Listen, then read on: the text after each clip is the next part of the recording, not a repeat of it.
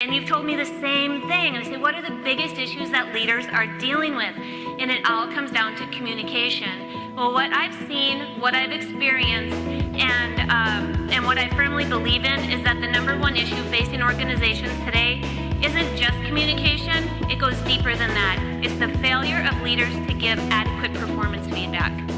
How many of you want to know how you're doing at work? You want to know, don't you? Don't you want to know if you're making a mistake?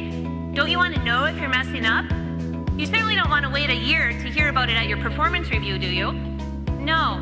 So people want to know how they're performing, and when they don't hear that information, what happens is productivity goes down, more mistakes are made, people are less efficient, morale sinks, engagement sinks, people leave. You can't attract new people, there's high stress, high conflict, and the list can go on and on. But all of those things are just symptoms.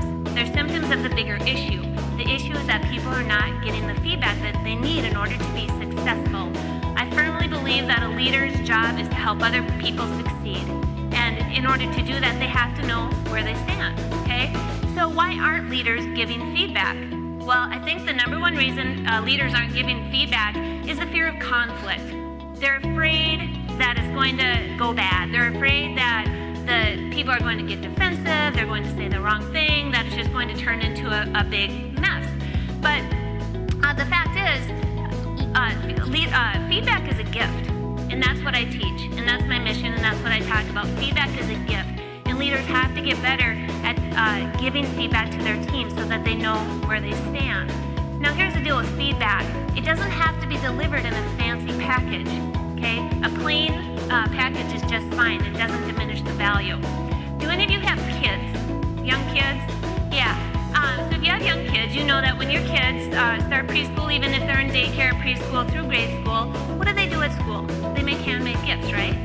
And they usually bring those gifts home in what? A plain paper sack. A lot of times it's just a lunch bag. Does that diminish what's inside because it comes in a bag? It doesn't, right? You know that those are some of the best gifts you've ever received. How many of you are still holding on to your kids' gifts? Those handmade gifts that they gave you 20 years ago. Oh, I've got cupboards and drawers full of them. I can't part with them. They were so valuable. It wasn't how it was delivered. And at work, it can happen like that as well.